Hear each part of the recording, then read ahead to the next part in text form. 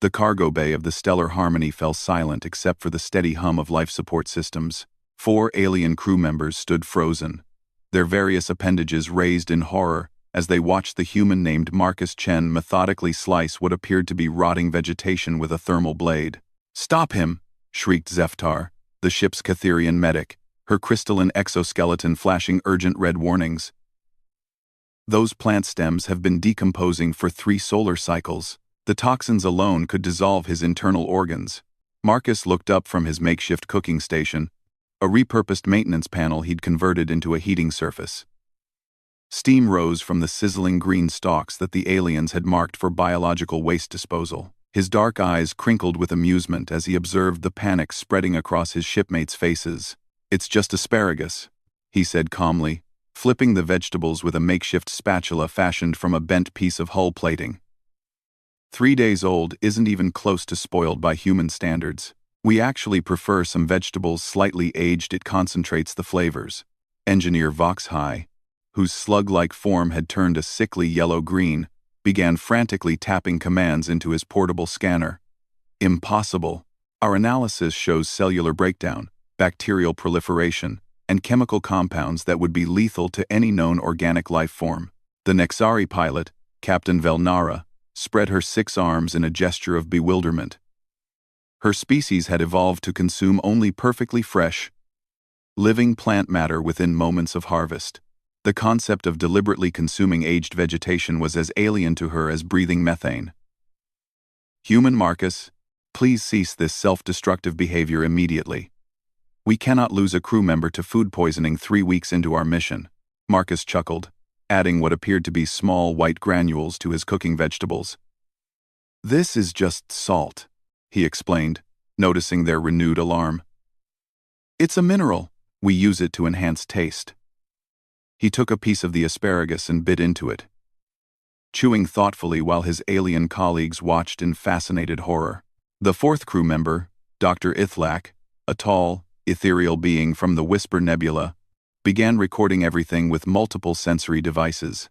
His species sustained themselves purely on energy absorbed from cosmic radiation, making the entire concept of physical consumption utterly foreign. "Remarkable," he murmured in his melodious voice. "The human appears to be experiencing pleasure from this act of controlled poisoning." Marcus swallowed and smiled. "Look, I appreciate the concern. Really. But humans have been eating aged foods for thousands of years. We ferment grains to make alcohol, age cheese until it develops mold, hang meat in caves for weeks, and even eat fish that's been buried underground for months in some cultures." The revelation sent another wave of shock through the group. Zeftar's medical scanner began beeping frantically as she aimed it at Marcus. "Your vital signs appear normal," she reported with disbelief. "No cellular damage detected. No toxin presence in your bloodstream. This defies all known biological principles."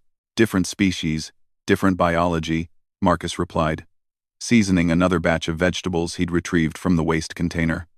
"What you see as decay, we might see as flavor development. What you consider toxic, our digestive systems often handle just fine."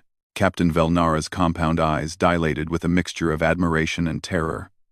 "Your species consumes biological waste deliberately?" "Not waste," Marcus corrected gently.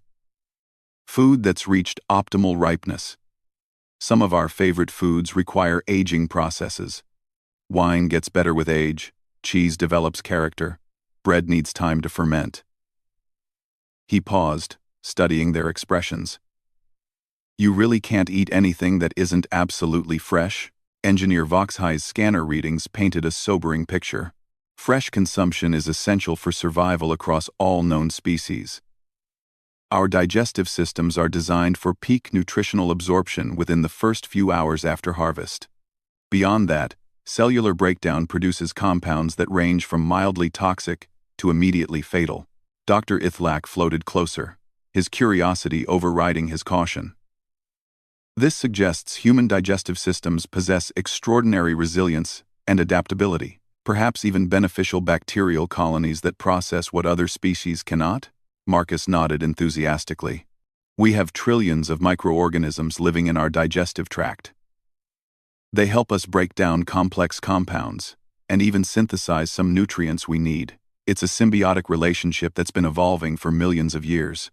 The implications hit the alien crew simultaneously. Their human colleague wasn't just surviving what should have been certain death, he was thriving on it, extracting nutrition and pleasure from organic matter that would hospitalize or kill any of them. Zeftar's crystalline form shifted to a deep blue, indicating profound thoughtfulness. If humans can safely consume degraded organic matter, this could revolutionize interstellar travel logistics, food storage requirements, emergency protocols, mission duration capabilities. That's not even the impressive part, Marcus said, starting to clean his improvised cooking equipment. Wait until you see what we can do with really challenging foods.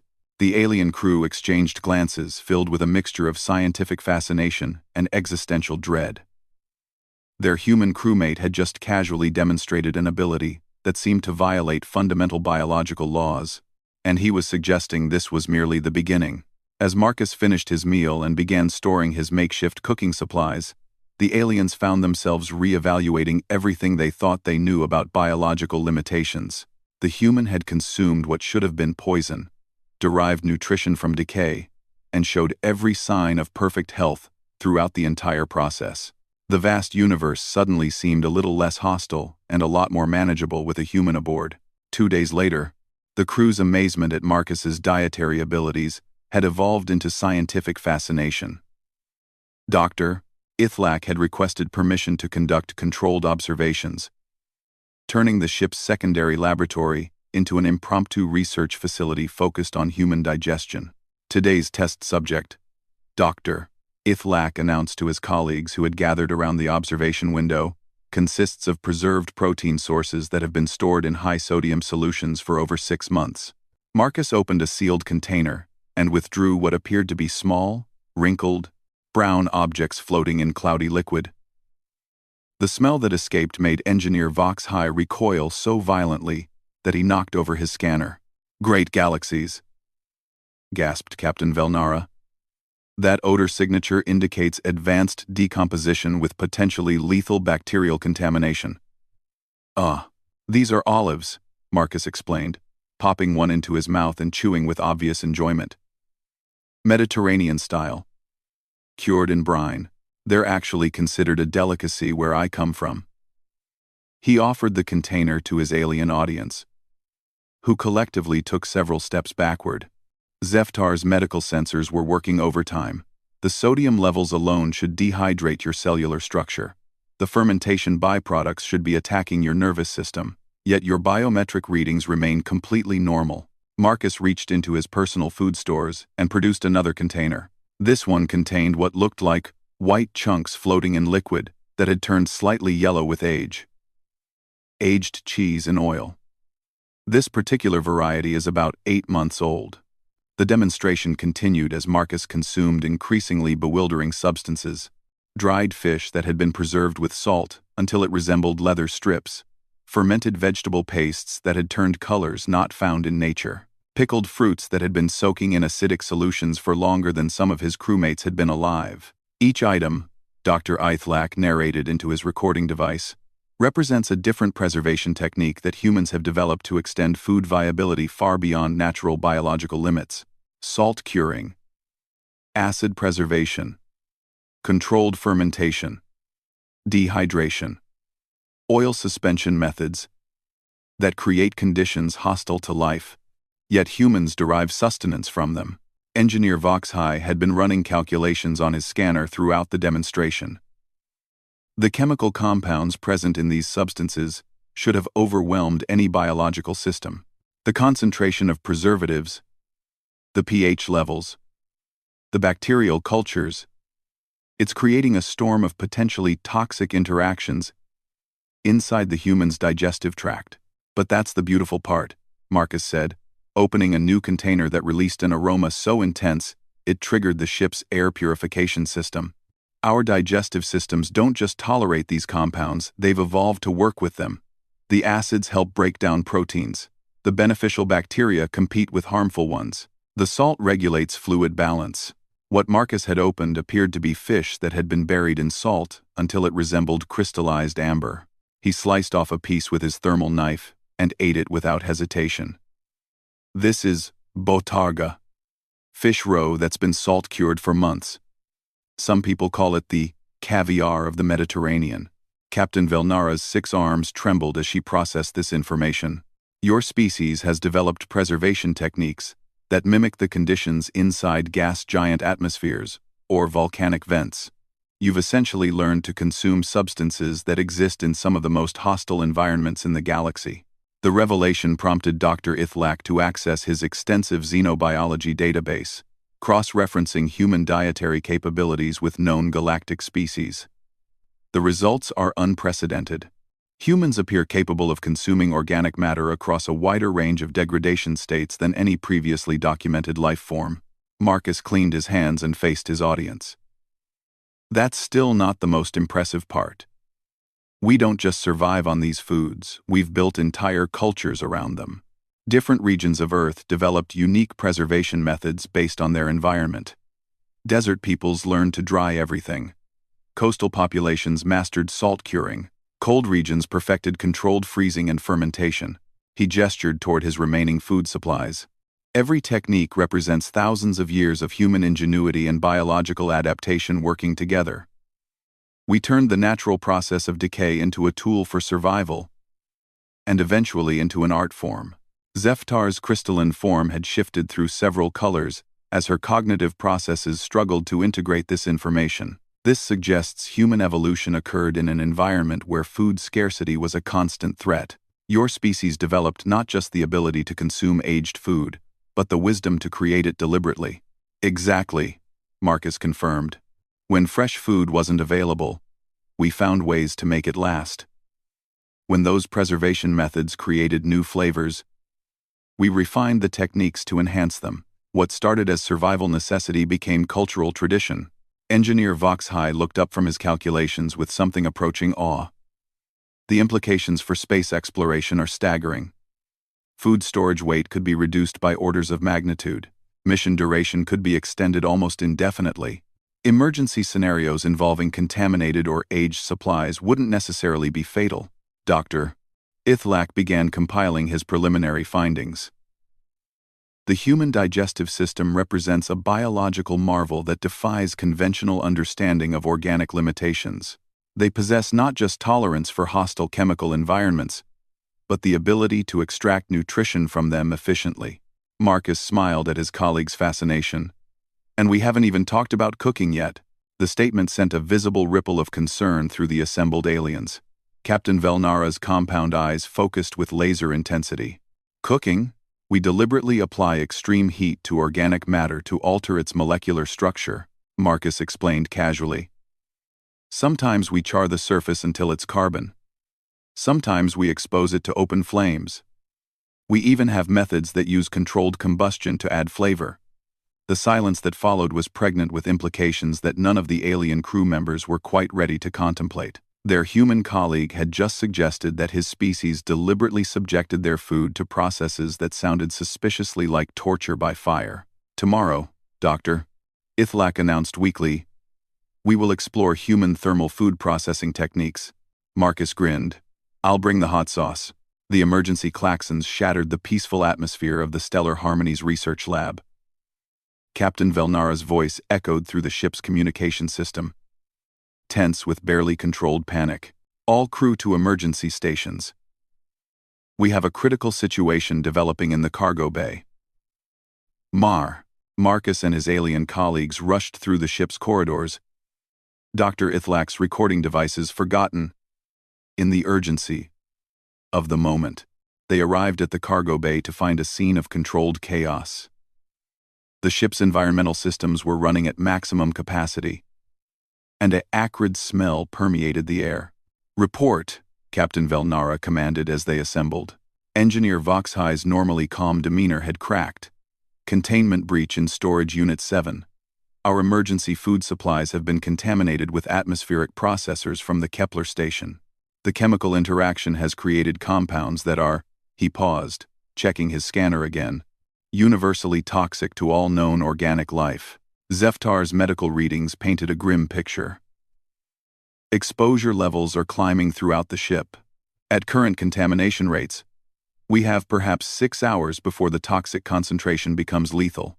The air filtration systems can't process these specific compounds.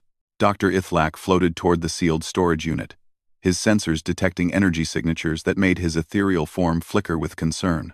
The contamination appears to be spreading through the ship's recycling systems. Even if we could jettison the affected storage, the compounds have already entered our life support infrastructure. Marcus stepped forward, examining the readouts on Vox-High's scanner. The chemical signatures looked familiar, though the context was entirely foreign to his shipmates. What exactly are we dealing with here? Captain Velnara gestured toward the sealed unit, with obvious frustration. Our entire emergency food reserve has been transformed into something that registers as weapons-grade poison on every scanner. Months of carefully preserved, perfectly fresh organic matter rendered completely inedible. The irony, Zeftar added with bitter humor, is that jettisoning it into space would violate 17 different galactic environmental protection treaties. We can't dispose of it, we can't neutralize it, and we can't survive with it aboard. Marcus studied the chemical breakdown displayed on the scanner. Sulfur compounds, organic acids, fermentation byproducts. Bacterial cultures running wild in an uncontrolled environment.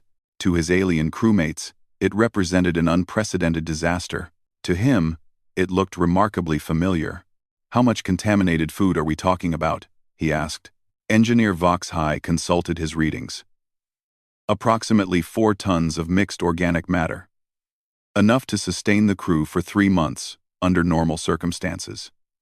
Marcus nodded thoughtfully. And how long until the next resupply station? 47 days, Captain Velnara replied. But that's irrelevant. We'll be dead from toxin exposure long before we reach it. Actually, Marcus said, rolling up his sleeves, I think I can solve both problems simultaneously. The alien crew stared at him with expressions ranging from confusion to horror as understanding began to dawn. Absolutely not, Zeftar declared. I will not allow you to commit suicide by consuming concentrated toxins. Marcus was already moving toward the storage unit, triggering the emergency override codes. It's not suicide.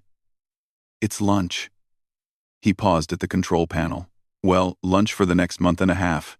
Dr. Ithlak's sensors were reading energy signatures that defied his understanding of biological processes. Human Marcus.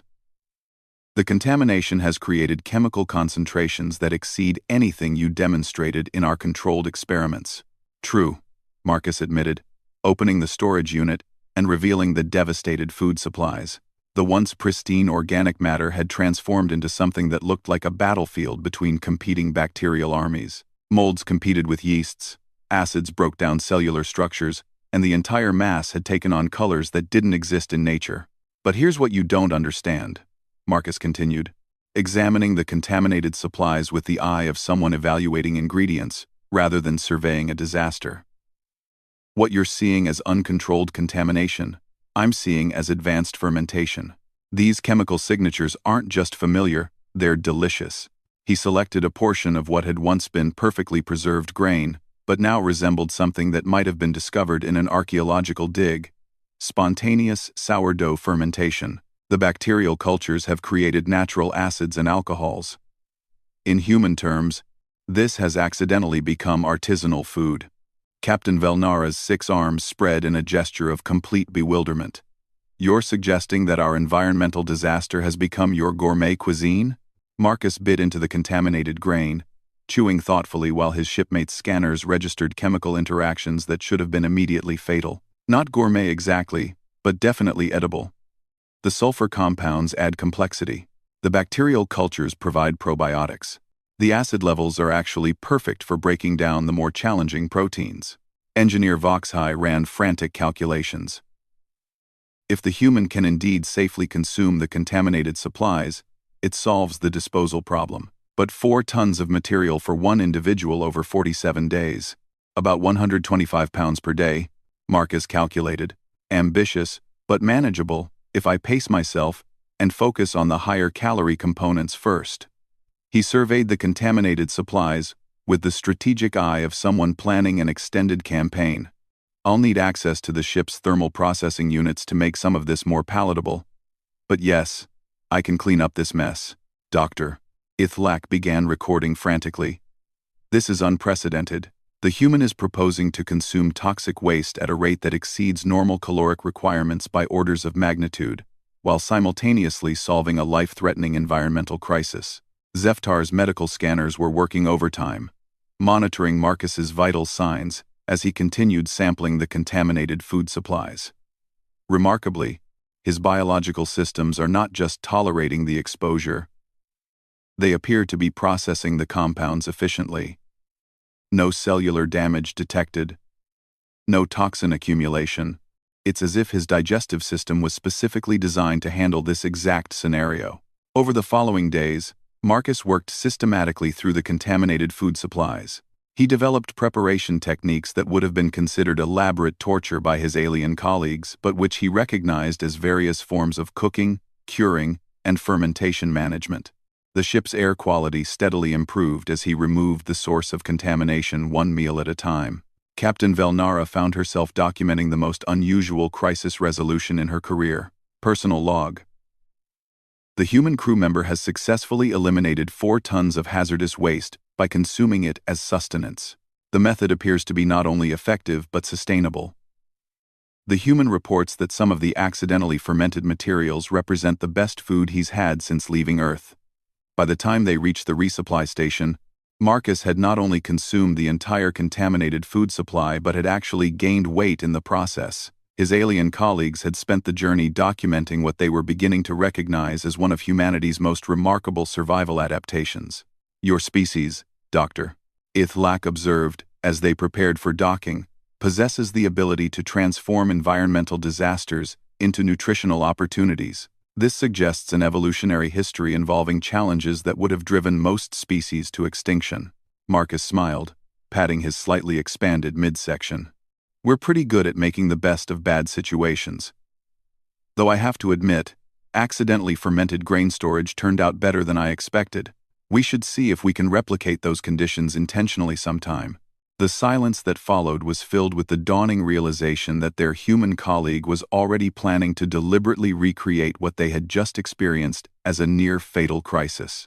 The universe, they reflected, was a much stranger place with humans in it, and considerably more survivable.